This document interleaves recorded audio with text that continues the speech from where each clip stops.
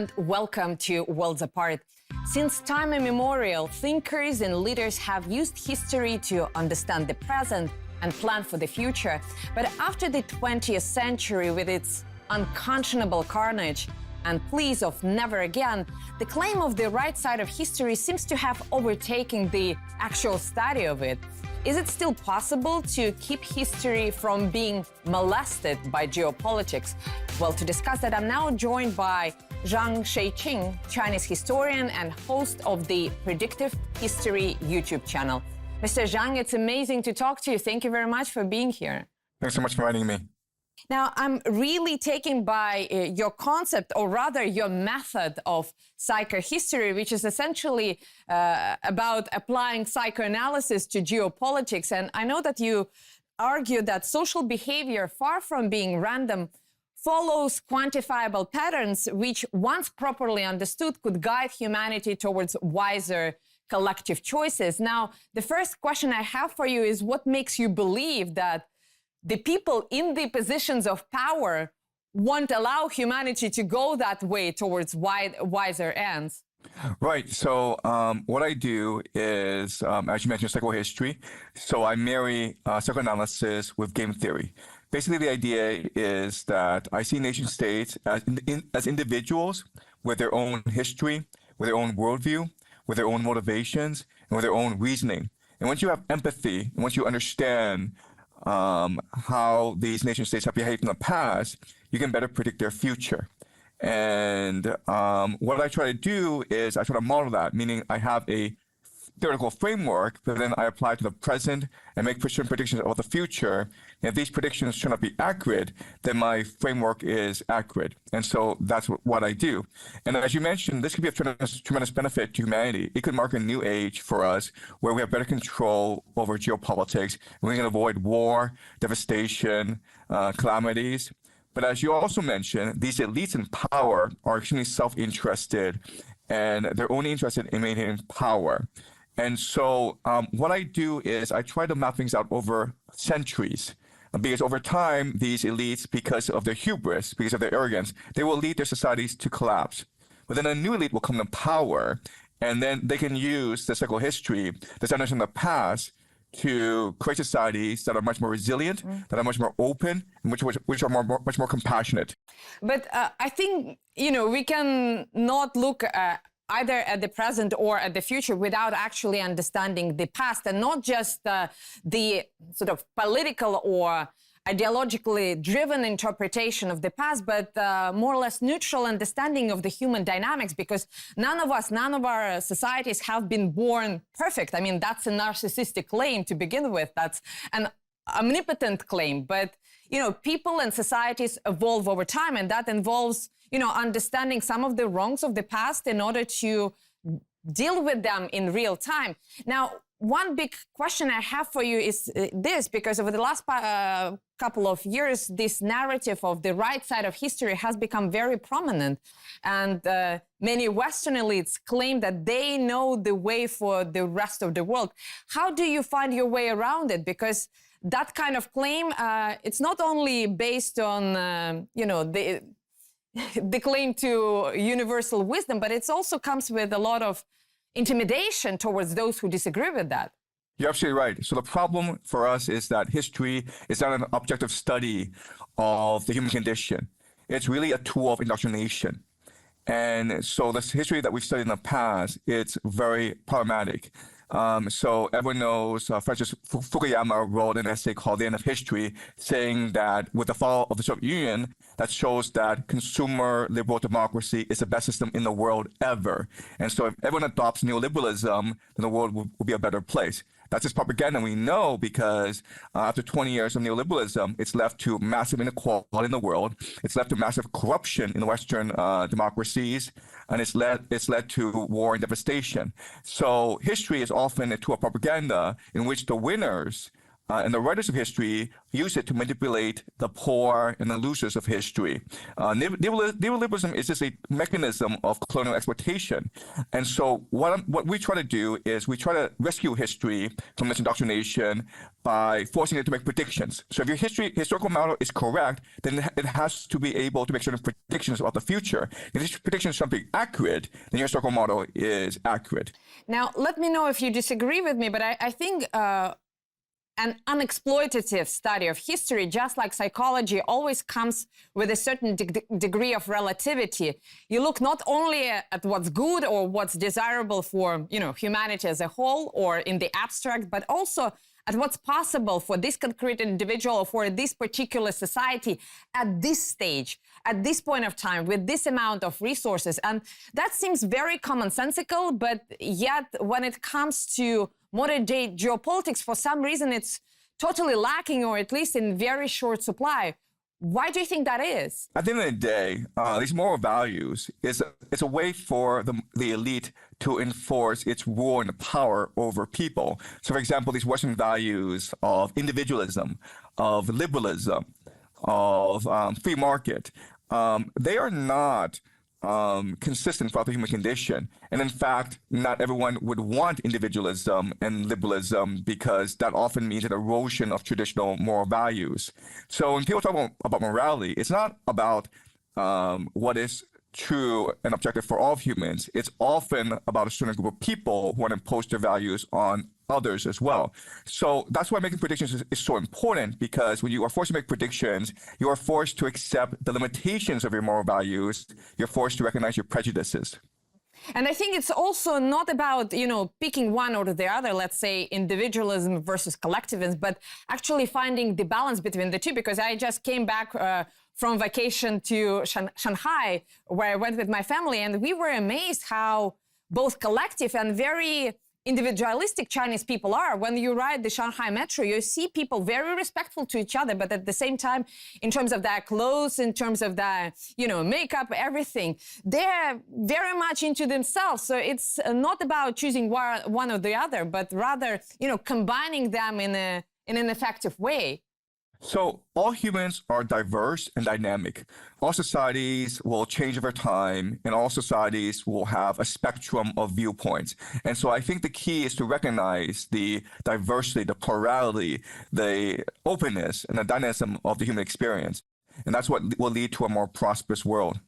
Now, you mentioned game theory that plays a big role in your analysis, and it's been around since the mid-1940s. It's used extensively in marketing, in industry, in logistics. But when it comes to geopolitics, is it actually being employed at all? This current state of world disorder, do you think that's a result of a particular strategy, or on the contrary, the lack of any strategy? So game theory, the problem with game theory applied is that it's often too mathematical and not psychological enough. So there's not enough empathy in game theory where you respect your opponent and you respect the rational decision-making process of your opponent. And that's the issue we face in geopolitics today, where America is a hegemon. And America believes that whatever you do is correct. It suffers from hubris. And whatever others do is irrational. So, for example, Russia's war in Ukraine is irrational because it's breaking the rules-based national order. But if you employ empathy, if you apply game theory, you recognize that it is a rational decision made by Putin because Russia was being threatened by NATO expansion. So any rational leader in his shoes would be forced to do something about it. So the issue right now is that we are run by the American empire. And the American empire is insistent on imposing its values and its worldview on everyone. If you disagree, then you are irrational. Mm-hmm. Now, I do want to get to the war in Ukraine, but before we do that, let's discuss the American imperialism, as you put it, because I think if we look at this past year, this second term or the second coming of Donald Trump definitely was a major instability factor in the already disintegrating global system. I wonder, what does Donald Trump as a political phenomenon signify to you? What do you think it is about? Not him personally, but, the phenomenon, the political force that he represents. Historically, he's very similar to Julius Caesar. Julius Caesar was a false messiah of the Roman people. He came at a time when the Roman Republic was divided, when the elite and the people could not get along, and the elite were extremely exploitative, they were corrupt, they were depraved, and people were begging for a savior. At the same time, Rome was having problems maintaining its hegemony over the world. And so the empire was looking for a great warrior to lead it out of its chaos. And that's the situation Donald Trump finds itself in, where, there's a majority of Americans who believe that Donald Trump will go to war against the elite and create a much more democratic America. Right now, America is not a democracy. It's an oligarchy. It's a very corrupt, depraved oligarchy. Donald Trump is very much a Julius Caesar figure, and he will probably ignite a civil war in America. Mm-hmm. Now, speaking about other players, whether we like Donald Trump or not, or whether we like the current state of America or not, various countries had to find their way of adjusting their policies to the Trumpian America. And I think we've seen Europe becoming more fawning, Israel becoming more insisting or perhaps more daring, China becoming more forthright, and Russia, to my surprise, becoming more flexible. When you look at all of this, where do you think the world is heading? Well, Donald Trump has come in and he's turned America from an empire that hides behind the facade of a multilateral, rules-based liberal order to one that's just a bully. If you look at the national security strategy of America, what it says is that America will now enforce its power around the world, especially the Western Hemisphere, right? So there's a Trump corollary to the Monroe Doctrine. The Monroe Doctrine says that the Western Hemisphere belongs to America, and China and Russia may not at all engage with South America. And this war in Venezuela is an expression of that idea. And quite honestly, before, America was very much protective of global naval trade. Now America is behaving like pirates, right? Mm-hmm. So this Venezuela oil tanker was just boarded and hijacked and sent to Houston, Texas. All this oil, $60 million of oil was stolen from the Venezuelans. So Trump, because he's so aggressive, because he's so belligerent, and because he behaves like a mafia don, it's forcing people to behave and respond to it. And different players, given their different circumstances, will employ different strategies. So as you mentioned, China needs to stand up and protect its rights. Europe is a vassal state, and therefore it has no choice but to bend its knee to Trump. Israel is the pit bull of America. Putin is a master strategist, and so he's trying to maintain flexibility while negotiating with Trump. Mm-hmm. And so all these different players are behaving in a way that is in their best interest. Mm-hmm. Now, you mentioned the U.S. new national security strategy, and one more aspect to it is that it specifically says that the United States will no longer try to impose its democratic rules on other nations. In fact, it shows a degree of historical understanding. It says that, other countries may have different circumstances, so it makes no sense of trying to, submit them to the same standards as the United States, although perhaps it's different for the Western Hemisphere. Now, is that something that you tend to believe in? Do you think that means that perhaps, at least in on our side of the world, the United States will be less interventionist? So America is intent on maintaining its empire, and no empire in history has given up its power willingly and voluntarily. So what America is doing is shifting its strategy. So before, it was hiding behind the facade of a multilateral, liberal, rules-based order, and now it recognizes that this hypocrisy doesn't really work. People see through this hypocrisy. So now it's employing a much more standard imperial tactic, which is divide and rule. So rather than confront China directly in Southeast Asia, it's going to let Japan engage China. Rather than confront Russia directly, it's going to have Europe go fight Russia. And so America's not retreating anywhere. America's just shifting strategies. Even in Africa, America is very explicit in that it will challenge Chinese economic dominance in Africa. How? By employing the resources of its allies, primarily Japan. So America basically sees Japan as a vassal state, and all of its resources and wealth in Japan belongs to America. And so, and we've seen this historically before. The Athenians in the Peloponnesian War basically used its vassals as cannon fodder, as proxies in its war against Sparta, and it caused a massive rebellion among its allies. So this is a very standard historical pattern. Mm-hmm. I see. Well, Mr. Jiang, what's also standard for this program, and it's indeed a set pattern, is to take a very short break, which we are going to do right now, but we will be back in just a few moments. Stay tuned.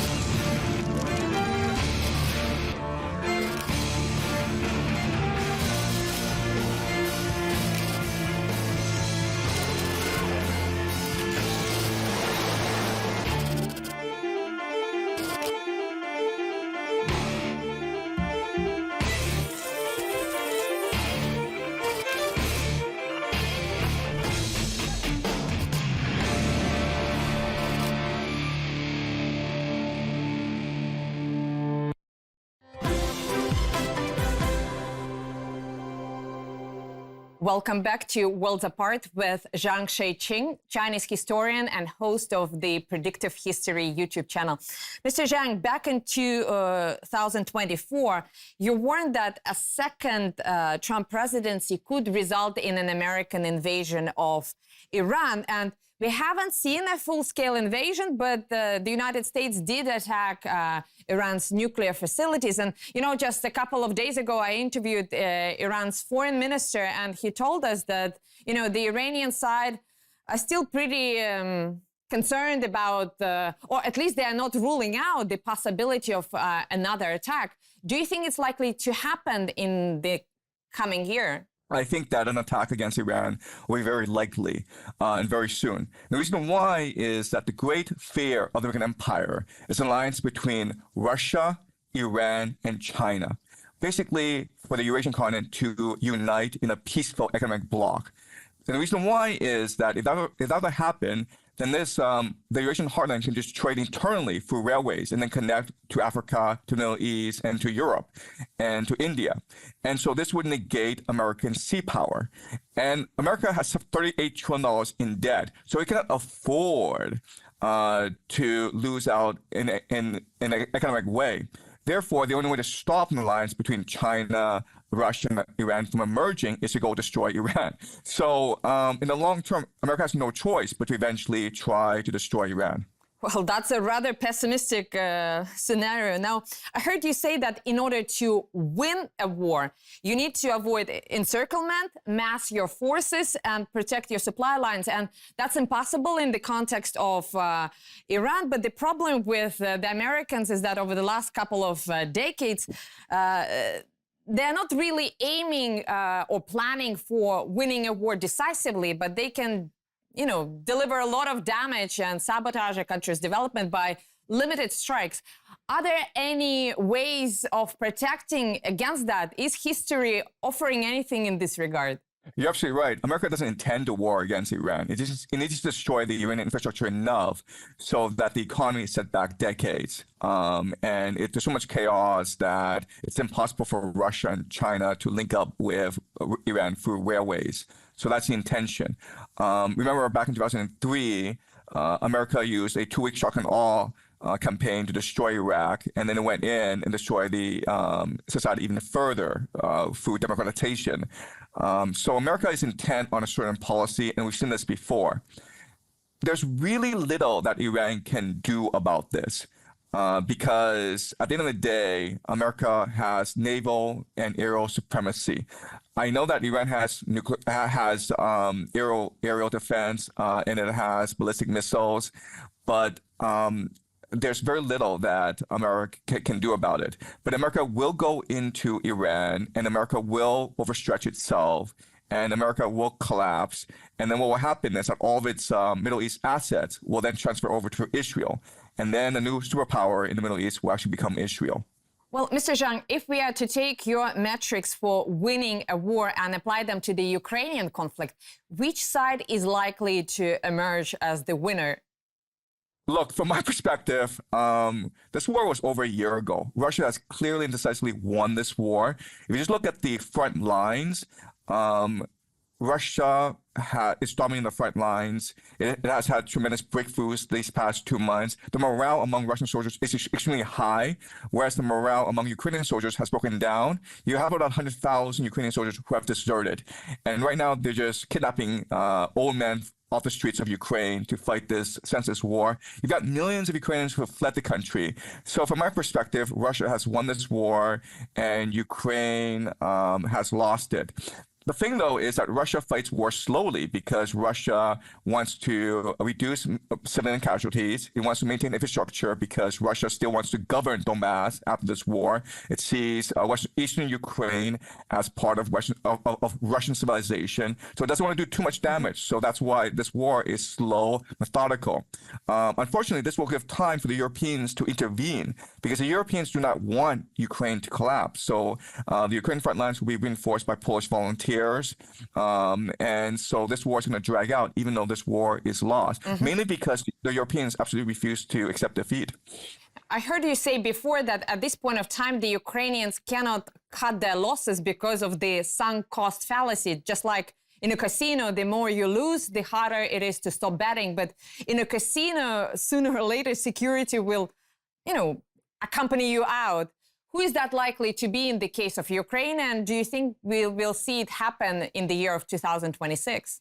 The problem with the war in Ukraine is that the Ukrainians, the Europeans, the Americans don't really care, right? Because the Ukrainian elite, people like Zelensky, their family is overseas. Zelensky's family is in London. They've got millions of dollars, banked up. They don't really care if Ukraine loses this war. The European elite don't really care either. The Americans benefit from this war because they can sell weapons to the Europeans. So rather than a war for civilization, rather than a war to protect homeland, this war is really about stealing as much money as you can while this war is happening. And this is just the way the military-industrial complex works in the West, unfortunately. Now, you also forecast before that the fate of Ukraine will be decided in Odessa. And if Ukraine loses it, it will become landlocked, essentially a rump state of its former self. If that indeed comes to pass, do you think Ukraine will have enough capacity to continue as a sovereign or at least semi-independent state? So from a game theory perspective, this war isn't really between Ukraine and Russia. It's a war between Russia and Europe. Because it's the Europeans, NATO, that's providing Ukrainians with the financing, with the weaponry, with the special forces, with the command and control, with the intelligence, with the targeting that the Ukrainians need to fight this war. When a bridge gets blown up at Crimea, it's not the Ukrainians doing this, it's the Europeans doing this. So it doesn't really matter what happens to Ukraine. It matters what happens in Europe. So what's going to happen is that the Europeans are going to call up a draft. They're going to conscript adult men to fight in Odessa because that really is the last stand. As I said before, if Odessa falls, the war is over because Ukraine becomes a de facto rump state dependent on European warfare. There's no more point in fighting this war. So the last stand will be Odessa. So Europeans will draft soldiers to fight in Odessa. This is going to cause massive political tumult within Europe because these young men don't want to fight in Ukraine. There's no point. Russia has no intention of ever invading Europe. And so this is going to cause a lot of political division. And eventually, there'll be a certain civil war, political revolutions in Europe, and we have regime change. And then eventually, these new European leaders will seek a ceasefire and a peace agreement with Russia. So you do think that a peace agreement with Russia is likely from the European side? Because, I mean, I'm hearing a lot of analysts in this country being far more negativistic because they believe since Europe has already, gave the world 2 world wars, it is very likely to repeat the same pattern. And rather than trying to cut losses and, do some peace deal on realistic conditions, that they may actually push it forward to the level of global conflict.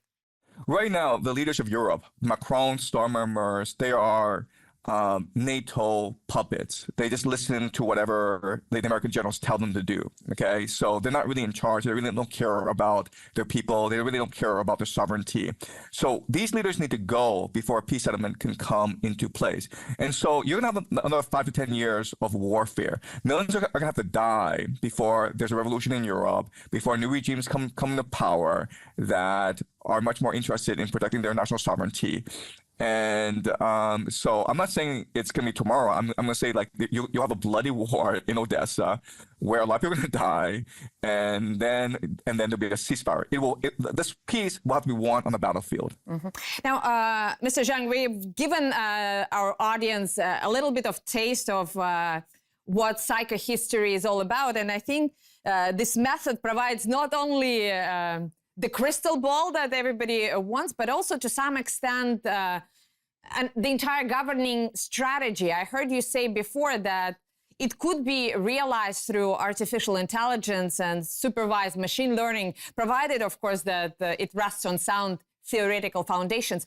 Do you think your country, China, will sooner or later attempt to do that, not only in terms of trying to predict future developments, but actually governing itself based on both game theory, the understanding of human psychology, collective human psychology, as well as the understanding of large historical patterns?